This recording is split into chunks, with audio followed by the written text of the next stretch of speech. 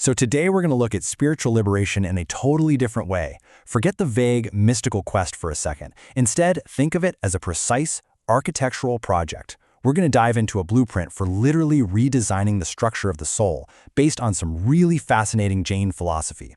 Let's jump in. Okay, so let's start with this wild idea. What if your soul is a brilliant architect, but it's gotten trapped inside a building of its own design? A structure built over lifetimes from every action and attachment. The question then becomes, how does it get out? Well, it needs a blueprint. It needs a detailed plan to deconstruct that prison and restore its original, free state. At its core, the problem is this. The soul, or Atma, is supposed to be this pure, conscious energy, but it's become trapped inside what you could call a body house. And all of its infinite potential is being weighed down by the structural load of these tiny karmic particles. The whole goal is to shed that weight. Now, before you start any construction project, you have to know your materials, right? You need to know what you're working with. So the very first part of our blueprint is learning to tell the difference between the architect and the building materials, the soul and the non-soul. It really all boils down to two fundamental categories. On one side, you've got Jiva, that's the soul. Think of it as the conscious operator, the indestructible energy that's actually doing the experiencing. And on the other side, you have Ajiva, which is literally everything else. It's the non-conscious material world, the stage, and the props for the soul's play. And check out the level of detail here. Jiva, the soul, isn't just one thing. It's categorized by how many senses a being has. And Ajiva is even broader. It's not just physical stuff. It includes the very concepts of motion, rest, space, and even time itself. This is what leads to that first crucial shift in perspective, realizing that your body and the world around you are just temporary materials. They aren't your true self. Okay, so we know our materials. Now it's time to put on our building inspector hat and diagnose the structural flaws. Where are the leaks? How does this karmic dust, for lack of a better word, get in and start weighing down the soul in the first place? This process of influx is called asrava, and it happens through 5 main doors. It all starts with a distorted worldview or false belief. From there, you get a lack of self-restraint, which leads to general negligence. Then you have the big ones, those intense emotional passions. And finally, just the simple vibrations from the activity of your mind, your speech, and your body.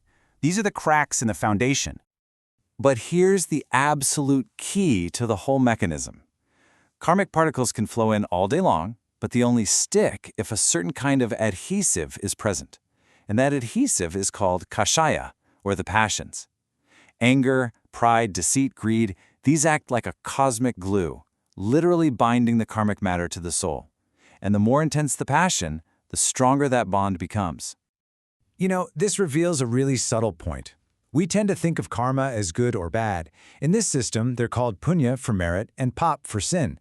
But from a purely architectural standpoint, they're both just structural loads. Sure, one might give you a nicer room in the prison, you get worldly comfort, but it's still a weight. It's still something binding the soul and preventing total, absolute freedom.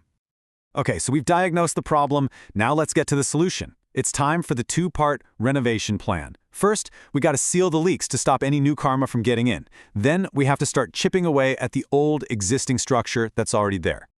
So the process of stopping that influx is called Samvara, and wow, is it systematic. This is the architect's toolkit for sealing those leaks, and it contains 57 specific methods. You can see they range from super practical things like the summitis, or being careful in every single action, to the deeply internal, like the guptis, or restraints on your mind, speech, and body. It's this incredibly comprehensive approach to stop any new karmic dust from settling. All right, once the leaks are sealed, the demolition work begins. This process is called Nirjara, and it's the active shedding of old karma. This is done through 12 types of tapas, or austerities, and they're split into 2 kinds. External ones that are focused on the body to reduce our physical dependency, and then internal ones like atonement, study, and meditation, which are all designed to purify the mind. And of all these tools in the toolbox, there's one that's considered the most powerful. It's the master key for that final renovation. And that is dhyana, or meditation. It's seen as the ultimate tool for completely realigning the soul's energy and triggering that final, total purification. So with a massive spiritual construction project like this, how do you track your progress? How do you know where you are? Well, there's a roadmap for that too. It's called the Gunasthana, a 14-stage path that charts the soul's entire journey, from total delusion all the way to total liberation. Now, 14 stages can sound like a lot, so we can simplify them into 4 major construction phases. Phase 1 is all about getting the foundation right. You're just overcoming that initial false belief. Phase 2 is where you start implementing vows and self-restraint. Phase 3, that's the toughest part. You have to systematically annihilate all of those sticky passions. And finally, Phase 4 is the grand exit, where you attain omniscience and cut the last few ties to the physical world. So, what's the final product? After all this work, all the planning, the demolition, the renovation, what does the completed architectural masterpiece even look like? Well, this is the state of moksha. And this is super important. Moksha isn't about going to some heaven or gaining something new. It's a restoration. It's the soul simply returning to its natural inherent state of infinite knowledge, infinite perception, and infinite bliss. It's completely free from any karmic load and totally out of the cycle of rebirth. The architect is finally free from the building. When you look at the whole system laid out like this, you can really see how every single piece connects. It just flows perfectly. From the fundamental nature of reality, to the causes of our bondage, through all the specific methods for purification, and all the way up the stages to that final liberation. It really is a complete, interconnected blueprint.